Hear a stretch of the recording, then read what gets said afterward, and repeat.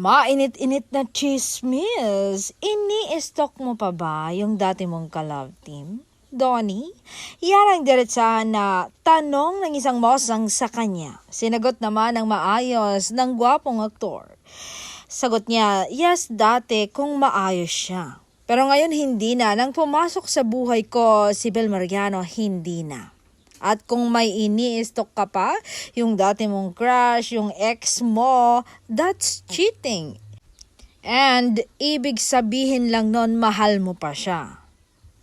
Uulitin ko, hindi na. Kontento na po ako kay Bel Mariano.